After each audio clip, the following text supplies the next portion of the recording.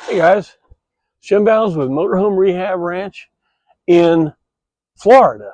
You wouldn't know about that. Florida is supposed to be warm and sunny, and well, it's sunny, but man, it was like 38 degrees this morning.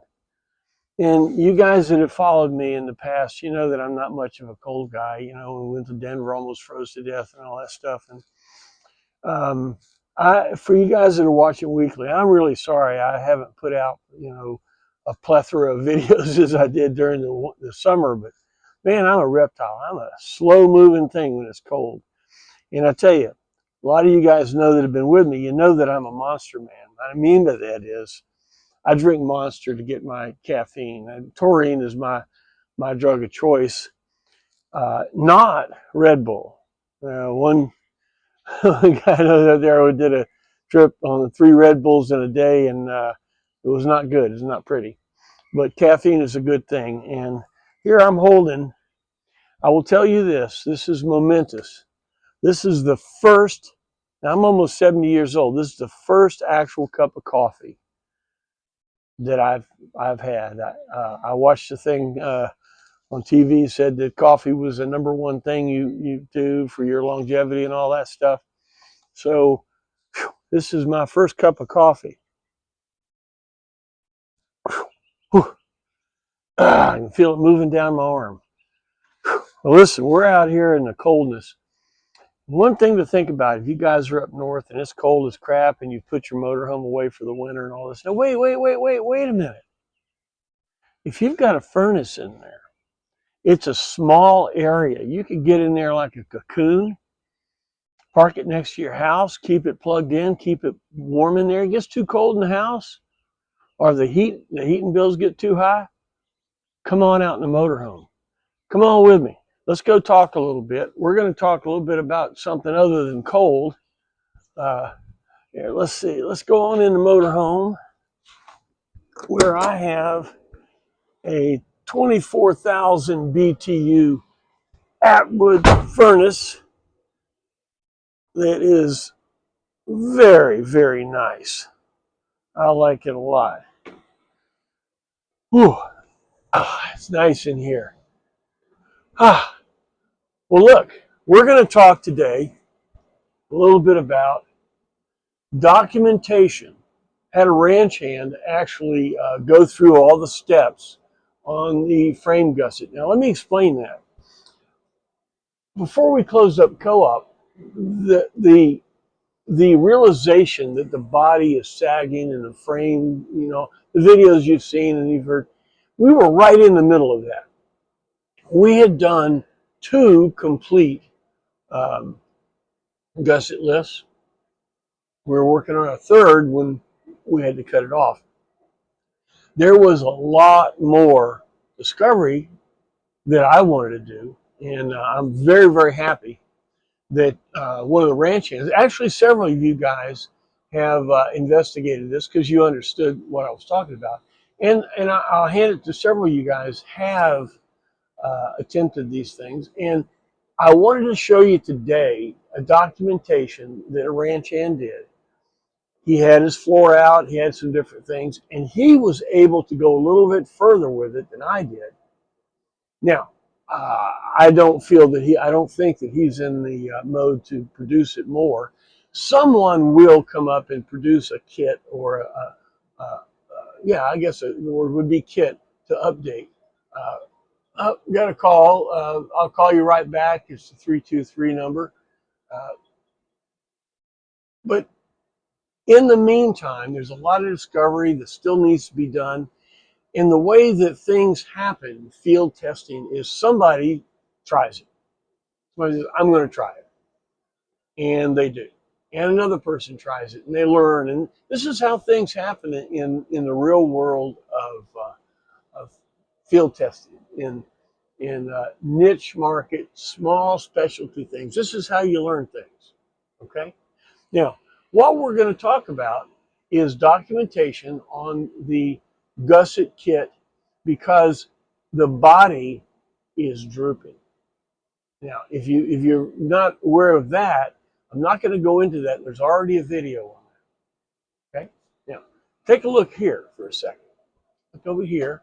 Now, all of these pics will be at the bottom of the Patreon page. So if you're watching this on YouTube, go ahead back on Patreon, and I'll give you a QR code in just a second. But go back to the Patreon page, go to exterior, and find the video on the Gusset kit. All right. So here's a frame. All right. Now this frame, here's your main ladder. Right. There's your ladder frame, just like us. And this is what I'm talking about at Gusset. Goes out from the frame out to the edge of the body. Okay, now this is a front wheel drive ladder frame, but this is off of a Revcon. Okay, the Revcon frame is more robust, I hate to say it, is more robust than ours because it has support out at the body rail where the weight is pushing down. Okay, so this is what we're talking about. Okay, and that's what we're going to discuss a little bit today. All right, now, our frame, and again, this will be at the bottom, our frame is a similar ladder frame, goes across here, and our body has cross members, 1, 2, 3, 4, 5, 6. It has 6 cross members that go from side to side, okay? I got this board here. Let me show you what I'm talking about. Okay, here's your ladder frame. Okay, and 2, 3, 4, 5, 6. All right, these are the cross members. Okay, now, as you saw on the Revcon, it had many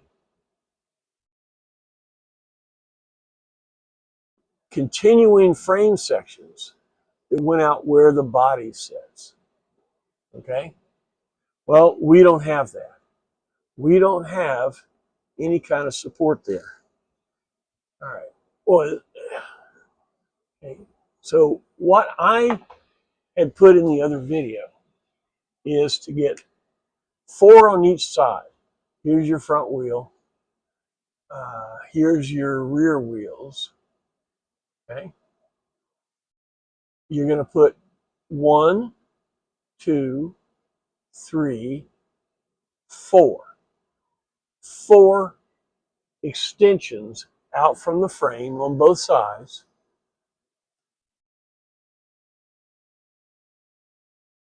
Because the body is held out here. All right. Now, take a look at what he has done and how he did it. This is a real cool deal. All right. Let me get this over here a little bit closer for you. Now, if you look right here, this is the frame going forward. This is a 3/8 by 6-inch steel L. Make sense?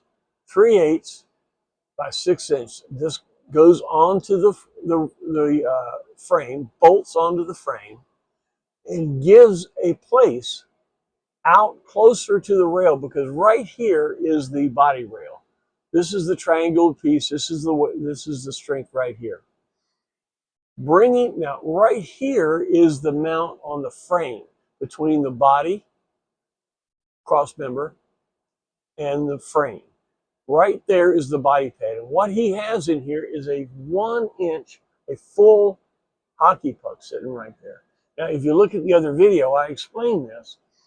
You say, well, a hockey puck's pretty hard. That contacts. Well, it's true, but that's the only contact area. It is totally suspended. The body is suspended from the frame, and the only contact area is there. Putting in the 6-inch 3/8 by 3-inch bolt to the side gives a place for another body pad hockey puck out here. Now, you say, why do you want to do that? Well, let me show you something.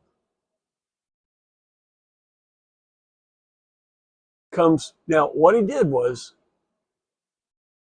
he came right to the edge of the support. member right here on the rail, right to that edge, so it's not touching.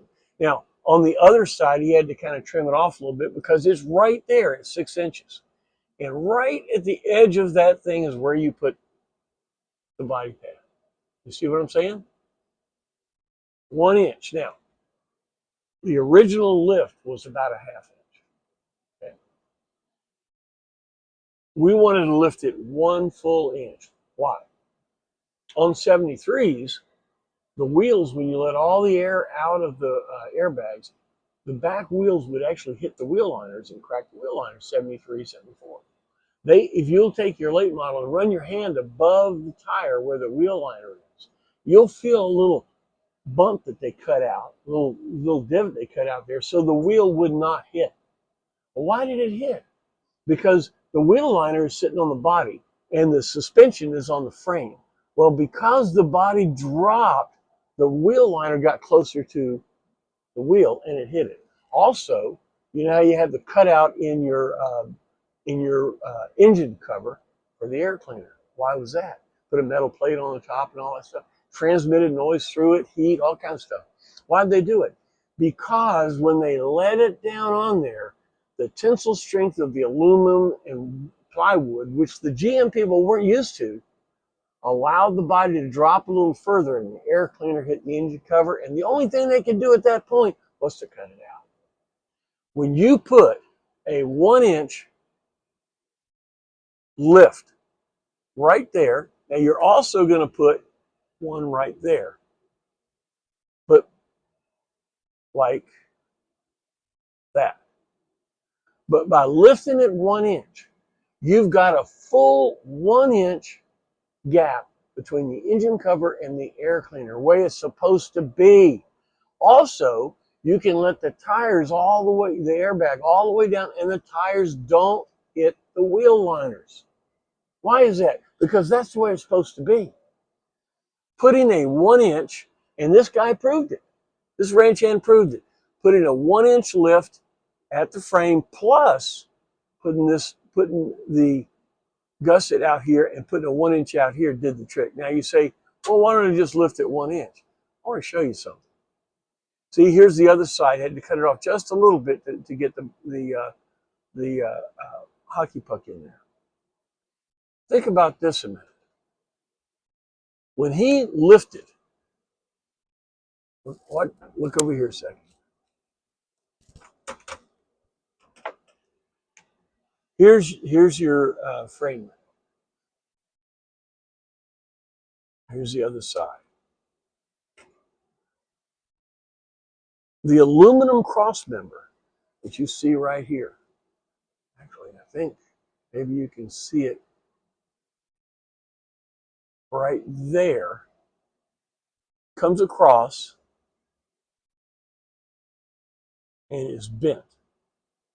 Just a little bit. Not, I accentuated it here, but it's bent just a little bit right there because right here the frame held it, but out here was the body rail, and this dropped. You can pick it up. You can see it right there. You see how this comes across and just drops down? Just a little bit. That's why you're doing it. Okay? What he had to do is when he lifted it,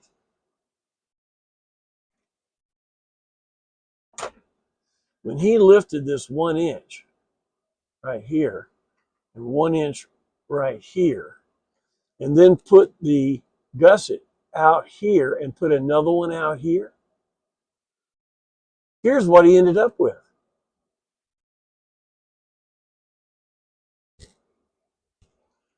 It lifted 3/4 of an inch away from the frame. This cross member right here was bent. What he had to do, he put the 1 inch in here and put a bolt and pulled it down to the body pad because the floor was actually bent down. Does it make sense? Right here is where the plywood floor sets, right on top of here. He's got the floor out. As you can see, we're looking down at it. Right here is the side rail of the body. Here's his gusset out here, and here is where he's putting the 1-inch hockey puck body pad right next to the rail. You see what I'm saying? Right next to it. This is not connected. This is freestanding to the frame. Here's the body. This is part of the body. This is in between the two. That makes sense? And lifting it 1 full inch, 1 inch, you'll probably stand back 15, 20 feet, and you'd probably notice if you had another motorhome sitting next to it, you'd notice it. A half inch might even show, but just a little. It will not change the aerodynamics of the thing. It will not change the steerability of it, because that has to do with the frame and the suspension and steering. You haven't touched that at all. You haven't changed it at all. All you've done is lifted the entire body off of the frame far enough for the engine cover to miss it, the wheels to miss it, and when you put the body pad further out, it holds the body up straighter. Now, also having to do with the chipmunk cheeks. Lifting the body up may take stress off of it and pull that back in a little bit, because the body is from weight, from gravity, from its own weight, is spreading the front end out. It's causing this bar right here, you can actually see it right there. It's causing that bar to bend down because the weight on the rail is here, not as much here. Does that make sense? All right. If your door, like my bathroom door, will not totally shut, if yours is that way, investigate this a little bit. I'm hoping one of the ranch hands will come up with a kit that will give you 8 of these. You'd need 8, 16, 17, 18, 19, at least 20 hockey pucks, 1 inch by 3 inch hockey pucks. We also have a ranch hand coming up with with a new, a little less durometer material. But see, the durometer material really doesn't matter. It's the contact area. And if you have 20 3-inch spots, and that's the only place that the body is contacting the frame, you will have a quieter coach. It will be quieter because there'll be less transmission of vibration from the frame to the body, too. So this video goes along with the first video, might be even 2 maybe videos. This is documentation that it actually worked. This ranch hand took it further than we did to prove the concept that putting 2 body pads, one at the end, where is it? Yeah, one at the end of a 3/8 by 6-inch L cut 3 inches wide, bolted to the side of the frame, right at the cross member. So it's pulling it, you know, you don't want to put it where it's open on each side. You want to put it right in line with that cross member, right in line with these, with, where is it? Oh, stop it. Right in line with these aluminum cross members and the steel frame cross members. You want it real close to both of those, so you've got the strongest support. All right. Well, look, thank you for a few minutes here. I hope this is helping a little bit. Ranch hands, thank you for your support. You guys watching me on YouTube, you want to pull this up, Let me get it straightened out here for you. You want to take your phone, you want to pull that up. That will take you directly to the Patreon page. And as soon as you hit the page, just scroll down. You'll find this video. And along with this video will be all the pictures that you just saw. And maybe a little more verbiage too. All right? Well, look, thank you for your time. Thanks for your support. I'm sorry I'm not doing quite as many videos, but that's what the database is for. And remember, more than just a weekly place to go to hear about GMCs and stuff like that. We're building the database. That's what this is all about. We're building information. So if you're bored and you want to look at something about GMC, go to the database. There's a lot of stuff there. Past videos like this that you guys watched, you may have forgotten some of it. Well, thank you for helping me put this together. We'll see you next time.